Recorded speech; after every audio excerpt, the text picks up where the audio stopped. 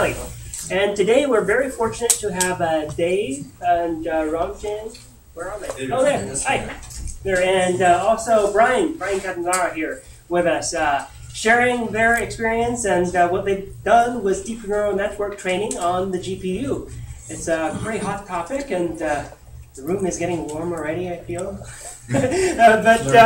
Yeah, it's just slightly. And I do see many new faces, so love to give an opportunity for people to introduce themselves. And, but before that, as part of the meetup, we often give a quick introduction of what the meetup is. Well, first, we're very fortunate to be sponsored by Excela today. They sponsored the refreshments. And we're also part of Carnegie Mellon Silicon Valley campus. We are the branch campus of the Carnegie Mellon University in Pittsburgh. And we've been here on the NASA Ames Research Park for the past 10 years, 11 years. Actually, almost 12 years. So we were founded in 2002. And we're here to develop software leaders in engineering, business, and entrepreneurs. With a host of programs in the master's and the PhD programs here. And researching including topics including machine learning, cloud services, security, mobile, speech recognition, Internet of Things, etc. And in terms of our meetup group, we are a group for the application of cutting-edge HPC and GPU supercomputing technologies to cutting-edge business problems. Our emphasis is to the useful application of supercomputing by practitioners for practitioners.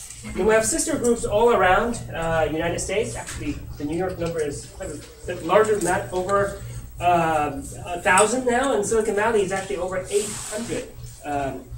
These are a little bit outdated.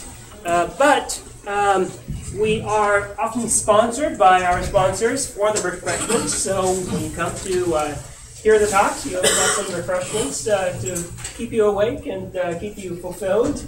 So in terms of this time, Excela is the software service company specialized in HPC applications. And they have software and training.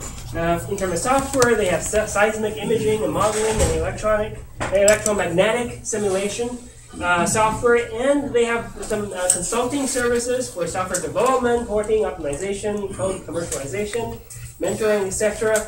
And also, for the training side, they help many HPC and GPU supercomputing vendors train users on CUDA, OpenCL, MKL, OpenCL on FPGAs, etc.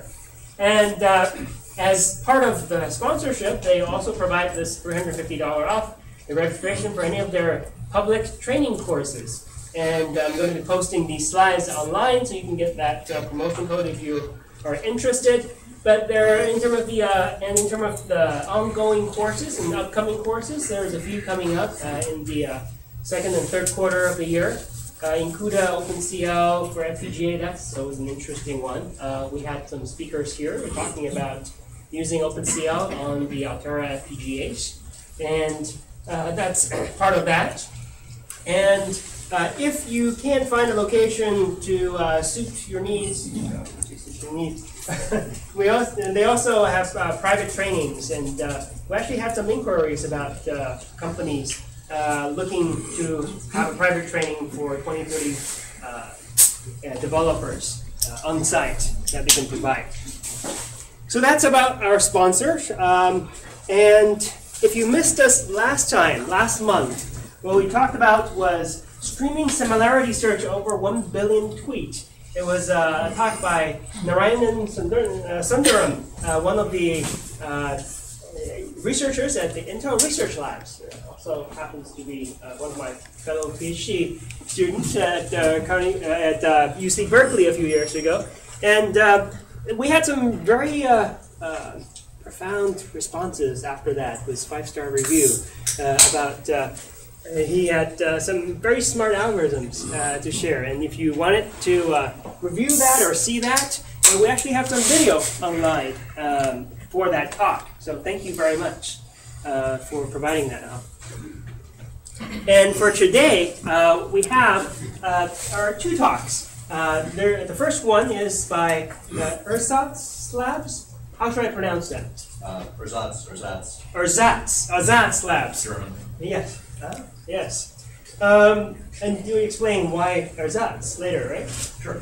All right. Great. It's going to be on deep neural network training on GPUs, and also a little bit about their company in commercializing that particular service. And later we'll also have a presentation by Dr. Bryan Catanzaro, who was just at ICML in Beijing in the past month, sharing some of his observations on the deep neural network training deep neural network training on GPUs. And he has worked in that area quite a bit at Stanford in collaboration with Andy Ng's group. And he's now at Baidu.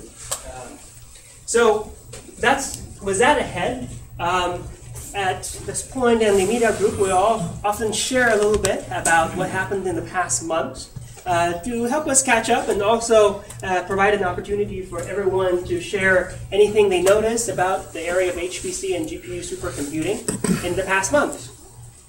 So I'll start off with a few topics.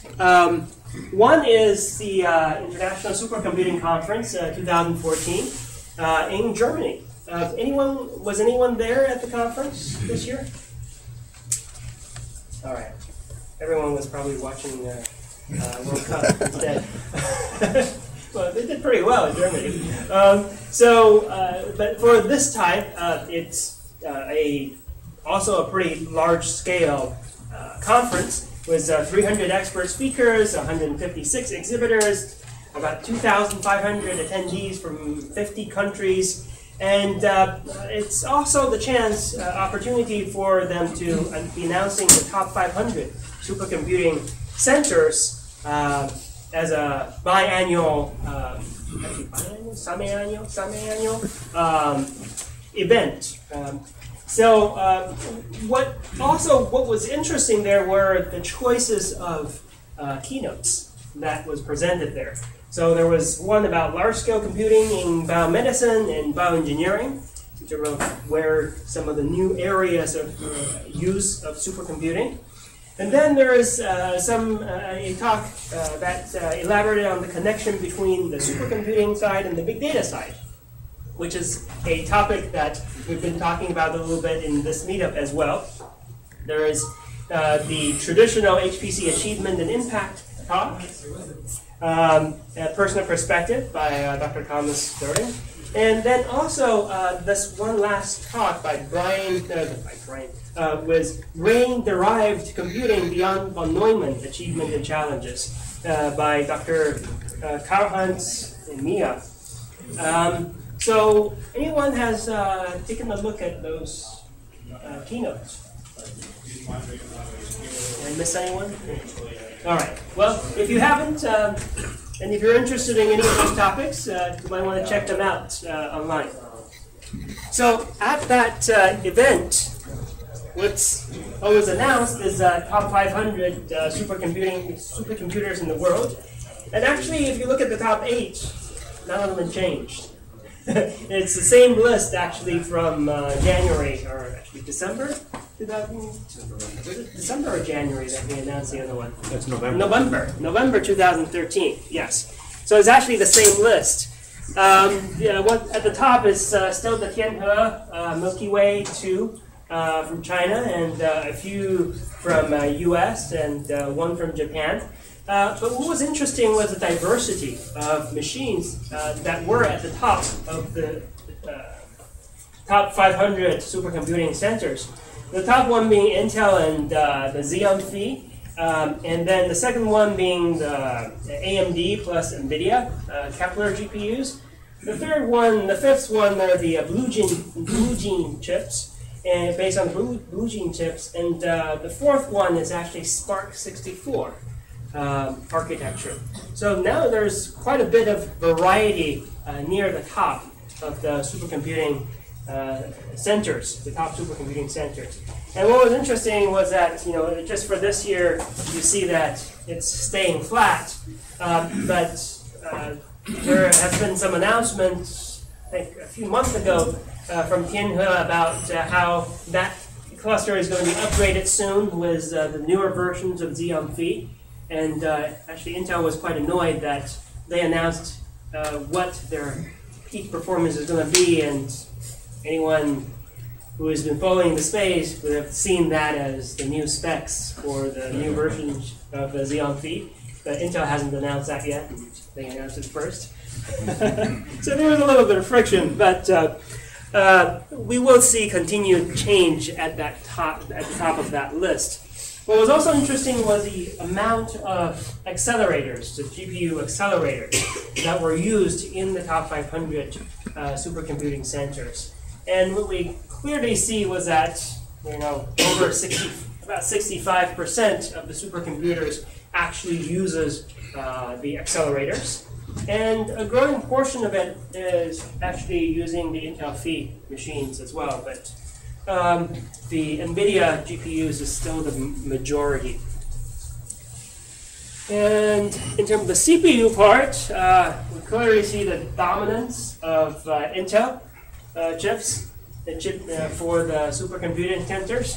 And you see a stubborn survival of the Spark architecture, a little bit of that still for the K computer, but some IBM Blue Gene chips and AMD chips as well for the top supercomputers in the world. But a huge difference compared to a few decades ago, where there is a commoditization of the processors, from the proprietary processors to today's Intel generic server processors. Any other things people have heard about the top 500 supercomputers? Things about scaling and all that? All right, yeah. Good. So, well, moving on to the application side, we talked about the hardware platform side, and coming up around the time when we're doing the next meetup is SIGGRAPH. So anyone goes to SIGGRAPH regularly? All right. Right. I go regularly, but I'm actually going to miss this year, so I can't even get a report.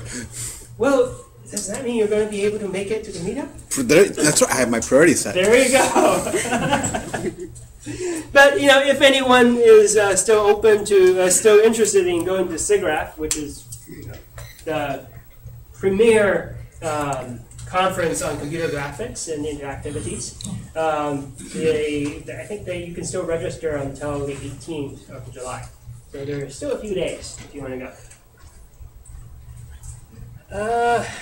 One other thing, on top of all the other processors you're seeing, there is actually a growing trend that we've been following in the meetup on supercomputing, on not just the Intel and the x86 type processors or the IBM architectures. There is also a growing movement to move towards the ARM processors.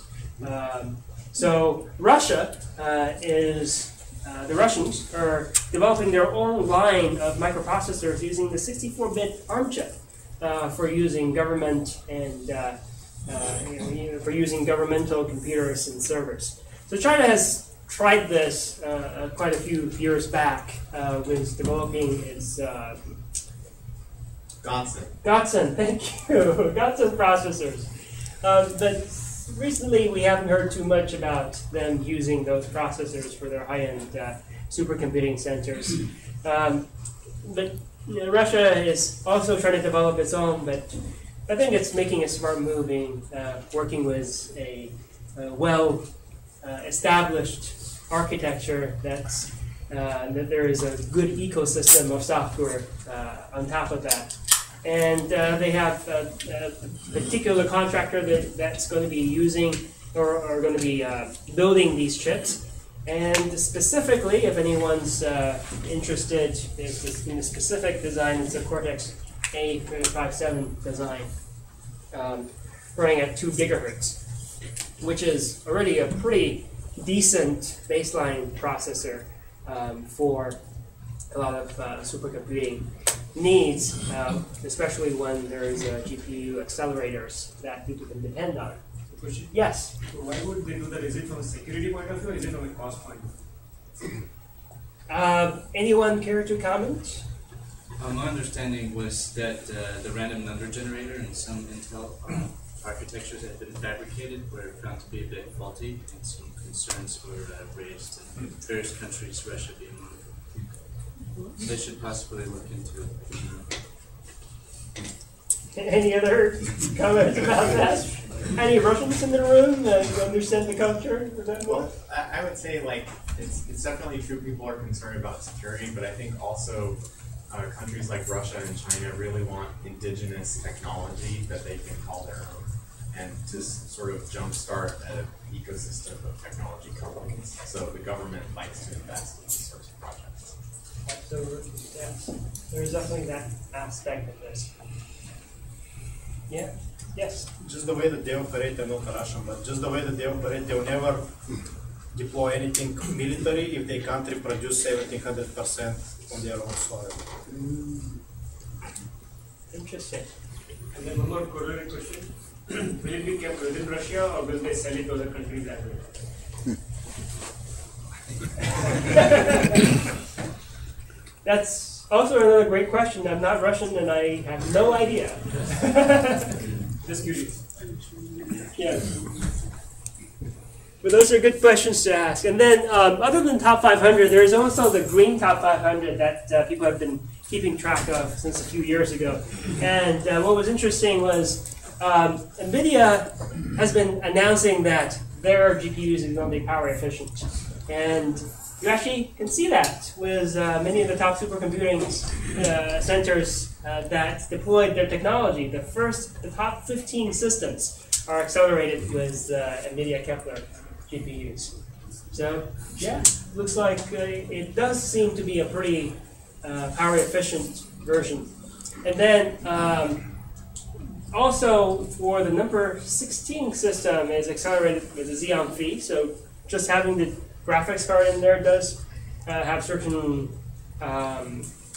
advantages. And number 17 is also the AMD version of those GPUs. Cool. So that's how I prepared. But any other piece of news you would like to share? Any from the past months around July 4th? Any news people have heard? All right. So we're actually going to be pretty on time today. So for people who are looking at GPUs for the first time, there are plenty of books that we share on these slides. These slides are going to be posted. Feel free to take a look. Yeah, let me get out of your way. There are OpenCL books that you can look at.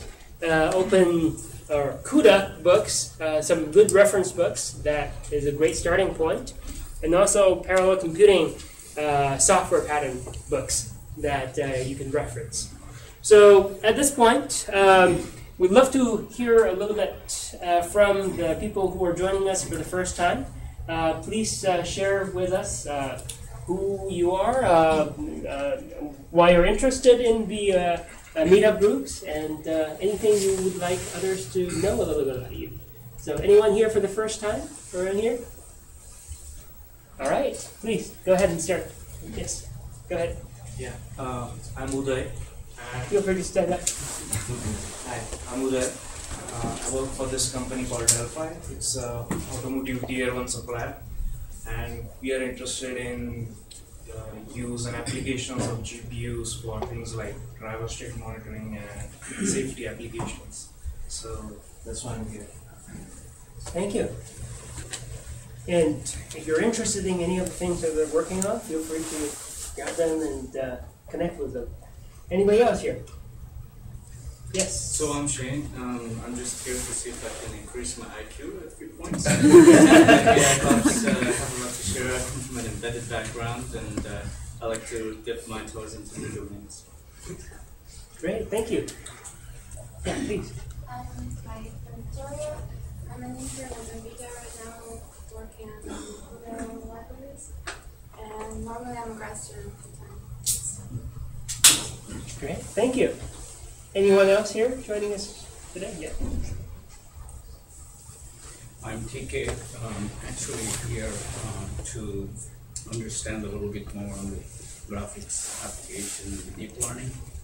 And I also am active in the MIT VLab committee. So we are holding a deep learning event in September at Stanford campus. So just in case anybody wants to join there will be an announcement on those things. Great. Yeah, I've been to some of the VLab events. They're always pretty good. So feel free to post that on the Meetup. So Absolutely. Thank you. Thank you. Anyone else back there? Yes, please.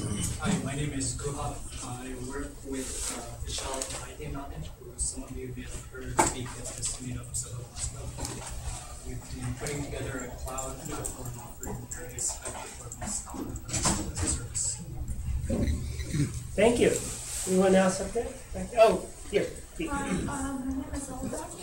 I'm just very curious about AI and data science. Great. Thank you. And what are the things you're working on right now?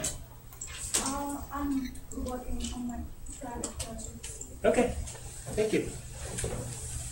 I'm SIGGRAPH from University of Canada, where I did some research in deep learning. And then right now I'm working on applied machine learning in industry R&D.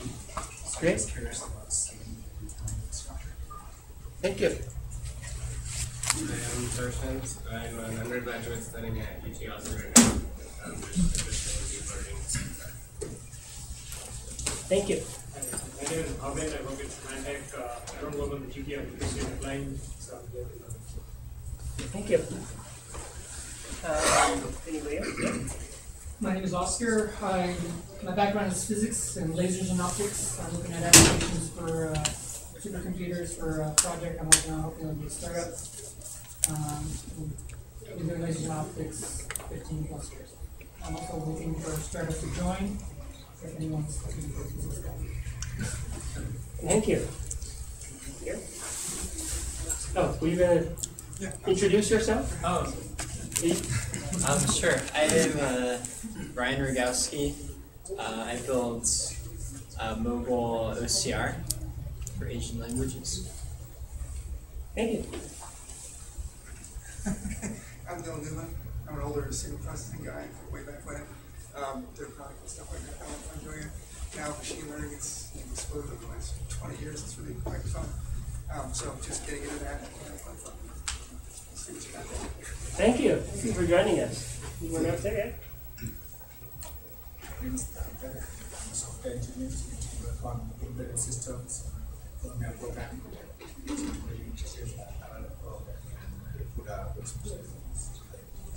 Great. Thank you. I'm Jesse Burns. I'm from SIGGRAPH, and I do computer security work and do a lot of mobile stuff. Yes. My name is Satyan. I'm networking and security background, looking into how this can be uncovered in the future automated networks. Thank you. Yes. Okay. My name is Kumar Jolas. I'm a PhD student at the University of Edinburgh, UK, and I'm doing an internship at Qualcomm. And my work focuses on compiler and runtime techniques for improving the performance of heterogeneous systems. Thank you. Hi, I'm Dave Halverson. I just left Intel after 2 decades of scaling Moore's Law and microprocessor design engineer, doing a startup in the IoT space where obviously deep learning, machine learning is key. You're going to find out more. Thank you. Don't know too much on GPUs. Willing to learn. Hopefully you will. Yes. So I'm Pierre Ruse. I'm doing my PhD at Wilson University. I'm in my computer vision research. So right now I'm intern in Qualcomm. So I'm working on object banking using deep learning techniques. Thank you. Anyone else? All right. Good.